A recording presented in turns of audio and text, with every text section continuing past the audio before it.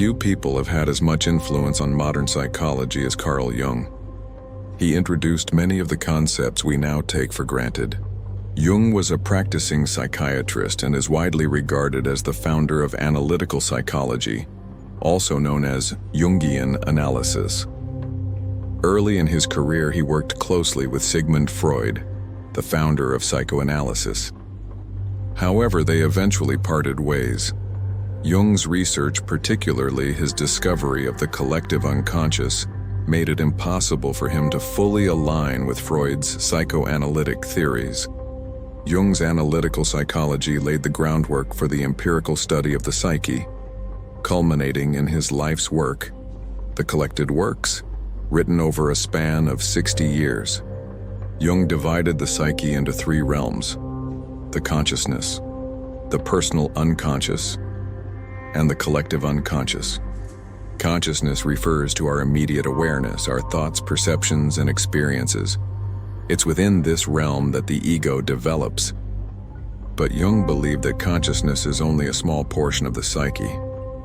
The personal unconscious is unique to each individual. It contains forgotten memories, repressed thoughts, and unresolved experiences.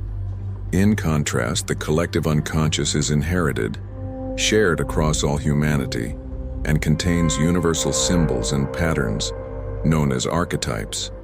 Archetypes are innate, universal prototypes for ideas and may be found in myths, dreams, and religious traditions. Jung suggested that just as we inherit instinctual behaviors, we also inherit these psychic structures. Among the many archetypes Jung described, 4 stand out as central to psychological development: the self, the persona, the shadow, and the anima, animus. Now let's look at the first archetype, which is the self. This represents the entirety of the psyche, both conscious and unconscious. It is the totality of who we are. In contrast, the ego is the center of consciousness, acquired through experience and development. While the ego forms our sense of individuality, it only encompasses the conscious mind. The self includes both the ego and the unconscious. Achieving connection with the self is a process Jung called individuation, a lifelong journey of integrating all aspects of the psyche into a unified whole. He believed this to be the ultimate goal of psychological growth. The second archetype is the persona. Jung described it as the mask we wear in public, the version of ourselves we present to others. It's shaped by societal expectations and personal convenience, helping us adapt and fit in. But while the persona helps us navigate the social world, it can also obscure our true self. When we over-identify with our persona, we repress traits that don't align with that image. These repressed aspects form our shadow.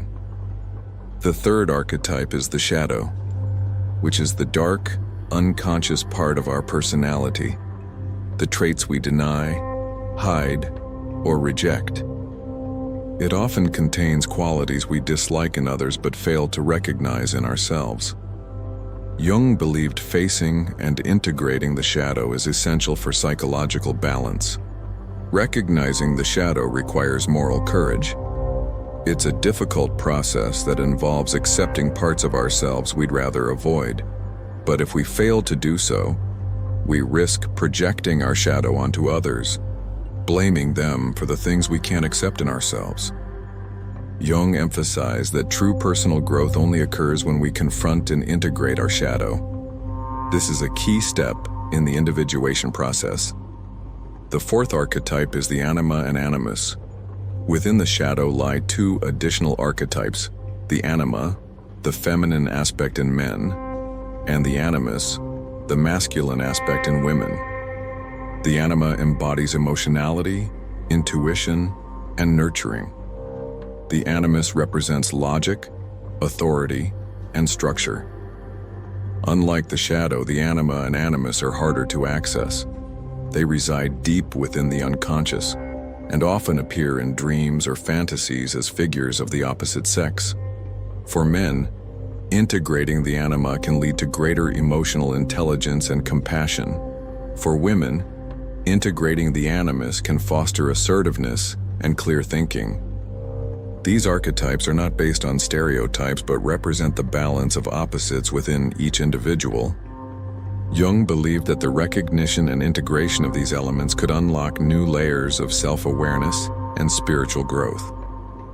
Jung believed in the journey to wholeness.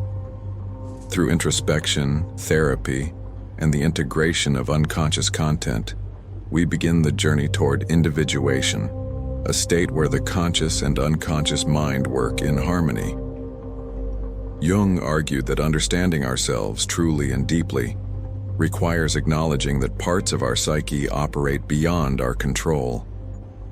Only when we embrace those parts can we move toward a greater understanding of who we really are.